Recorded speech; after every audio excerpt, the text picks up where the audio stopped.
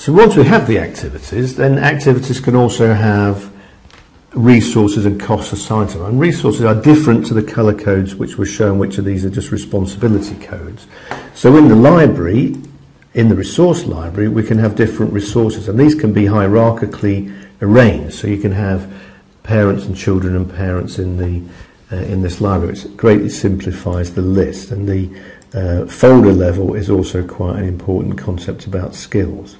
But in this particular case, I've got a window, a view that I've already created, and in that view what we've got is a different table that we looked at before, and I've also got different histograms on the bottom of the screen. So you don't have to have a resource assigned before you can see a histogram. And here at the bottom I've got a histogram with multiple resources on a single histogram. You can create histogram types in a library, and many are created in this example file. So in my task pools that I brought into the system, I'd already set up some standard resources. So let's look at how we would assign a resource. We can choose them on from our left hand side, and we can say, well, we want carpenters on the fencing. We can just drag and drop onto an activity, and that will place a resource here in the column, but also on the body of the plan. And unlike Microsoft Project, you don't have to have this task selected before it will show you any items in the plan itself.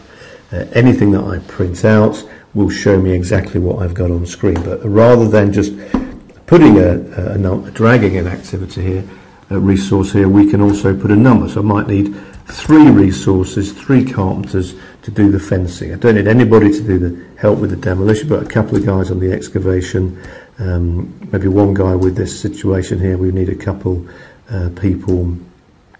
And when I add a resource there, you see on this particular graph that we're exceeding the number of people that we have available to us. So we'll just close that graph. So we're exceeded a capacity. I've given that capacity in the properties. So maybe I say, well, actually, we're going to have 7 people on this particular process if we employ them. We've still got a problem with that, potentially, and we could reschedule to see if we can get rid of that issue, and it has overcome that issue, but there would have come a situation where we wouldn't be able to resolve a problem in this circumstance. And then you can either move the activities yourself to try and overcome that difficulty, or you can let the system do it for you. So it's possible under the allocation tab to level these resources, to take that overusage, that red bit, on a single or multiple resources, and depending on what you want to do, you can also let the system find a solution to the problem that you've just presented it with. So it's very good for resource limited scheduling. We probably want to undo that level so that we're more in control of the project as it happens at the moment. So Power Project is particularly good for resource planning. If we change the duration of an activity which has got a resource, we see the impact on those resources. So we can either set the effort of that resource as constant, or the number of people involved in that.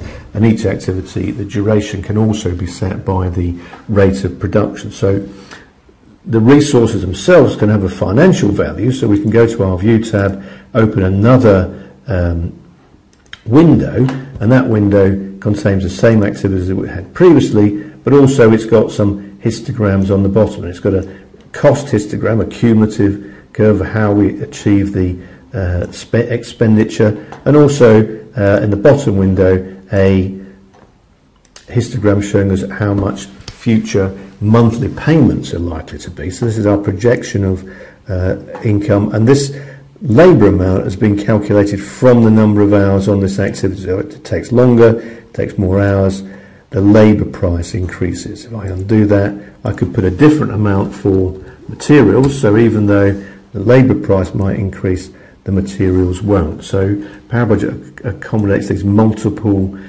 cost centres, but also you can say, well, somebody just told me it cost £87,000 to do that, and we can see the impact instantly on our cash flow. We can preview that on screen so we can see exactly what that looks like, exactly as it is on the page, including the graphs, so you have the ability to print those out in Power Project, unlike Microsoft Project. We can say one of these graphs, and we can present it in its own window. So we can see one of these graphs solely on its own, and we can print it out in that way, as well as exporting the information to Microsoft Excel or a spreadsheet system. So Power Project is very capable of resource and cost management.